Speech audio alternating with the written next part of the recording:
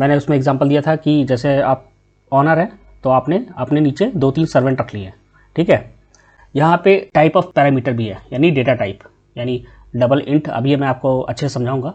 Type of task के base पे servant दोनों समझ जा रहे हैं कि हाँ ये मेरा काम है, ये मेरा काम है। तो वही सेम सिनेरियो इसमें भी है कि यानी मेथड नेम सेम होगा। Welcome back friends. दोस्तों मेरे छोटे से चैनल पे आपका स्वागत है। इस पर मैं प्रोग्रामिंग से रिलेटेड वीडियो बनाता रहता हूँ और मैंने बहुत सारे वीडियो ऑलरेडी मैंने बना रखे हुए हैं। आप लोग चाहें तो मेरे चैनल पे जाके उसको देख सकते हैं और अगर आपको पसंद है तो लाइक सब्सक्राइब भी कर सकते हैं।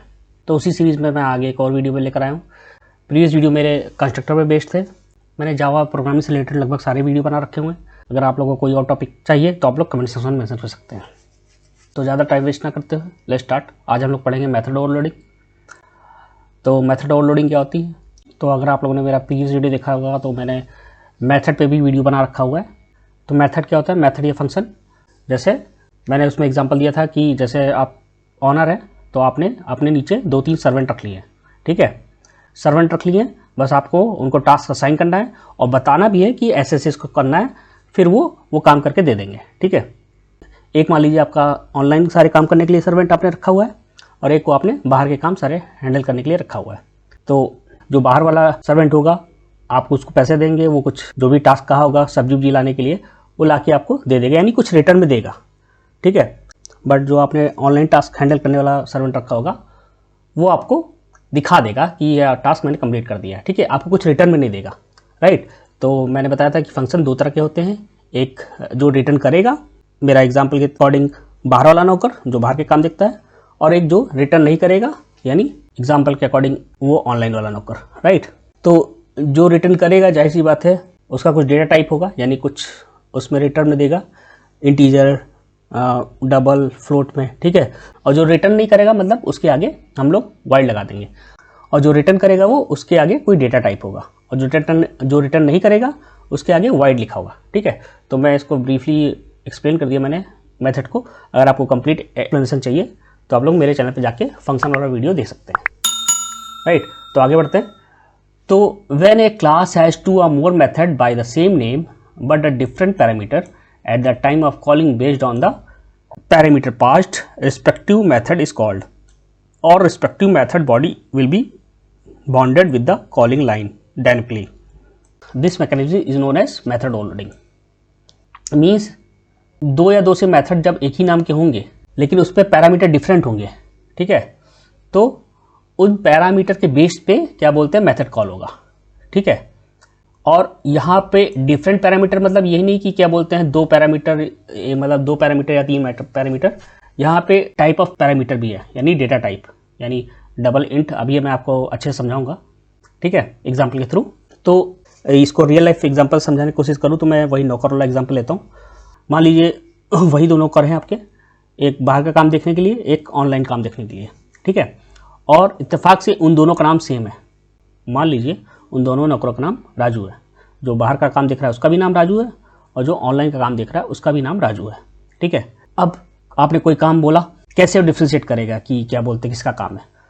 मान लीजिए आपने बोला 5 kg शुगर ले आओ बाहर से, ठीक है।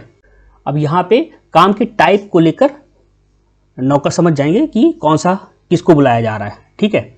लाइक जैसे 5 किलो शुगर लाना है, दैट मीन्स वो बाहर से मिलेगा, ठीक है। बाहर से मिलेगा यानी बाहर वाले नौकर को एक टास्क असाइन हुआ, तो बाहर वाला नौकर होगा वो अपने आप जान जाएगा कि हाँ ये मेरा टास्क है, वो जाएगा बाहर से जाके 5 kg शुगर ले आएगा, ठीक है। अब मान लीजिए अब की बार बोला आपने फ्लाइट टिकट बुक करनी है ऑनलाइन, ठीक है। तो जब ऑनलाइन बोला आपने तो समझ जाएगा जो ऑनलाइन हैंडल करने वाला टास्क यानी राजू नौकर है वो समझ जाएगा कि ये मेरा काम है, ठीक है, क्योंकि ऑनलाइन वाला है। तो यानी टाइप ऑफ टास्क के बेस पे सर्वेंट दोनों समझ जा रहे हैं कि हाँ ये मेरा काम है, ये मेरा काम है। तो वही सेम सिनेरियो इसमें भी है कि यानी मेथड नेम सेम होगा, यानी जैसे सर्वेंट, ठीक है, बट उनके जो पैरामीटर पास हो रहे हैं उसके बेस पे और उसके टाइप पे बेस्ड होकर वो मेथड कॉल होगा। यानी कितने नंबर ऑफ पैरामीटर पास हो रहे हैं उसके बेस पे मेथड कॉल होगा, या उसके टाइप पर। टाइप मतलब यानी data type, like string, double, float, ठीक है। और यहाँ पैरामीटर को हम लोग सिग्नेचर भी बोल सकते हैं, ठीक है। डिफरेंट नंबर ऑफ सिग्नेचर और डिफरेंट टाइप ऑफ पैरामीटर्स, और पैरामीटर को हम लोग यहाँ पे सिग्नेचर भी बोल रहे हैं, यानी डिफरेंट नंबर ऑफ सिग्नेचर और different type of parameter, fine. अब आगे बढ़ते हैं, इसकी एडवांटेज क्या है। Method overloading improve the code readability and reduce the code redundancy.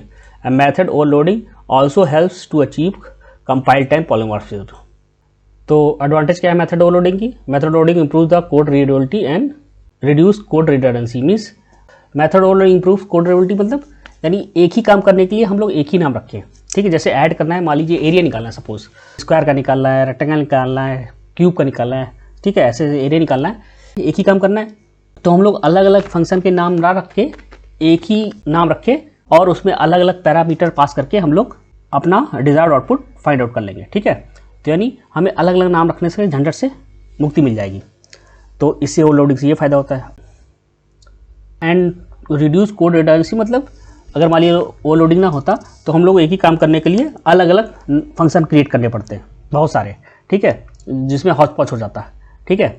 तो इससे कोड काफ़ी ईजी हो जाता है, ईजी टू अंडरस्टैंड हो जाता है और ज़्यादा लेंदी भी नहीं होता है, ठीक है।